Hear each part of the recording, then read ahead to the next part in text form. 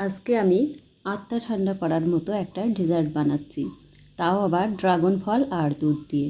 আর এটা দেখেই বুঝতে পারছেন কতটা লোভনীয় হয়েছে।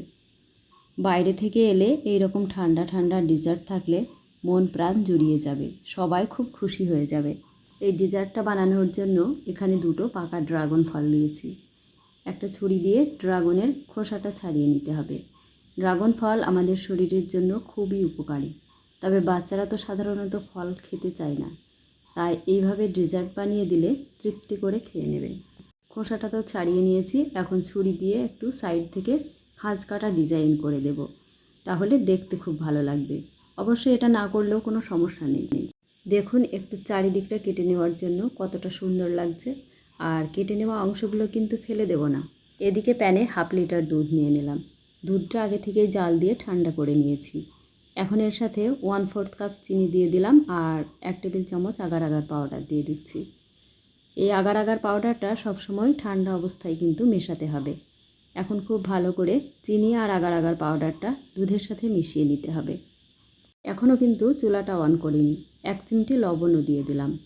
এখন খুব ভালো করে মিশিয়ে নিয়েছি। এরপর চুলাটা অন করে দিলাম। চুলাটা জ্বালিয়ে দিয়ে কিন্তু দুধের মিশ্রণটা অনবরত এইভাবে নাড়তে হবে। আর এইভাবে নাড়তে নাড়তে দুধে বলক চলে এসেছে। এখন দুধটা যে অনেকক্ষণ ধরে ফুটিয়ে ফুটিয়ে ঘন করতে হবে এমন নয়, এরকম 2-3 বার বলক তুলে নিলেই হবে। ভালো করে বলক তুলে নিয়েছি, এখন চুলাটা বন্ধ করে দিলাম। এখন ডিজাইন করে রাখা ড্রাগন ফলগুলো যে বলে ডেজার্টটা সেট করে নেব তার মধ্যেখানে বসিয়ে দিয়েছি। আর একটা ড্রাগন ফল একটু বড় হচ্ছিল, তাই মাথাটা সমান করে দিলাম। এখন দুধের মিশ্রণটা গরম থাকতে থাকতে এই পাত্রে ঢেলে দিচ্ছি। এটা ঠান্ডা হয়ে গেলে কিন্তু প্যানেই জমে যাবে, তাই গরম থাকতে থাকতেই এটা ভর্তি করে দিয়ে দিতে হবে। আর এইভাবে 10-15 মিনিট রেখে দিলে এটা জমে যাবে। এরপর আধ ঘন্টা মতো নর্মাল ফ্রিজে রেখে দিতে পারেন। ড্রাগন ফলের বাকি অংশটা কিন্তু ফেলে দেব না। একটু লেবুর রস, লবণ, সামান্য একটু কাসুন্দি আর চিলি ফ্লেক্স দিয়ে মাখিয়ে খেতে দারুণ লাগে। আর এটা খেতে খেতে ডেজার্টটা একদম সেট হয়ে গেছে। দেখুন উপর করে ঝাঁকালেও পড়ে যাচ্ছে না, খুব সুন্দরভাবে সেট হয়ে গেছে। এখন সাইডগুলো একটু ছাড়িয়ে ডিমল্ট করে নিলাম। দেখেই বুঝতে পারছেন বানানো কতটা সহজ, আর খেতে তো অসাধারণ হয়।